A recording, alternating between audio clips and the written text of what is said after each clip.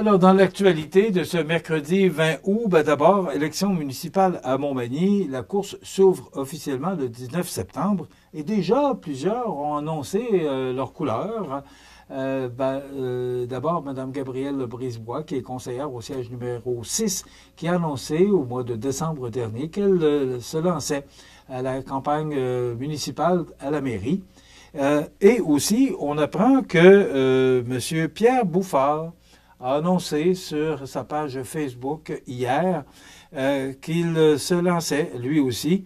Alors, c'est donc avec une immense fierté que je vous annonce aujourd'hui que je serai candidat à la mairie de Montmagny lors des élections municipales du 2 novembre prochain. Donc, c'est sur la page Facebook de Pierre Bouffard, qui est copropriétaire là, du restaurant au coin du monde. Alors, j'aurai l'occasion de vous partager plus en détail mes motivations et les priorités que je souhaite mettre de l'avant lors d'une conférence de presse qui devrait avoir lieu en septembre.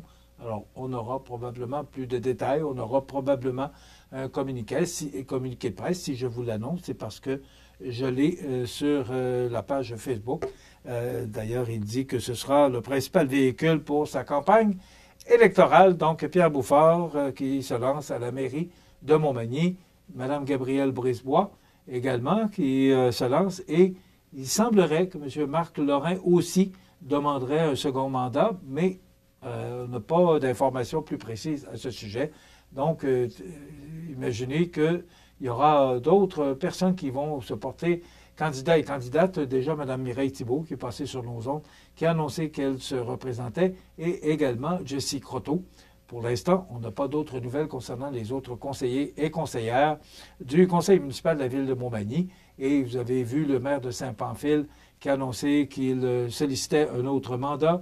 Également, le maire Caron de Saint-Jean-Port-Joli et le maire Frédéric Poulain de l'Île-aux-Grues qui nous a confirmé qu'il ne sollicitait pas un deuxième mandat. Donc, pour l'instant, c'est ce qui se passe au niveau municipal, du moins. On vous donne l'information lorsque cette information-là nous est communiquée, mais on doit avoir une confirmation du candidat ou de la candidate, soit par communiqué de presse ou encore que la personne vienne nous voir et on lui offrira du temps d'antenne pour connaître un peu les motivations de se présenter en politique municipale. Kamouraska qui vise une reconnaissance internationale avec son Festival des champignons. C'est au mois de septembre, c'est le mois du champignon dans Kamouraska. Et maintenant, on frappe fort parce qu'on veut prendre une grande place sur la planète là, par rapport à cette reconnaissance internationale du champignon.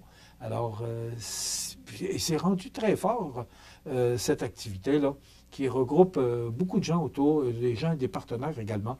Donc, le mois du champignon dans le Kamouraska, avec son festival là, qui aura lieu au mois de septembre prochain. Comme à chaque année, 56 fermes accueillent le public partout à Québec. C'est que, vous savez, si on n'a pas ces fermes-là, on n'a rien sur nos tables pour se nourrir. C'est tellement important, nos agriculteurs et agricultrices, ou producteurs ou productrices, peu importe le nom qu'ils se donnent, ces gens-là sont tellement importants dans notre société parce qu'ils nous permettent de nous nourrir. Alors, ils ouvrent leurs portes à chaque année pour qu'on puisse connaître les tenants et les aboutissants de ce qu'est l'agriculture au Québec. Alors, ça aura lieu prochainement au Québec.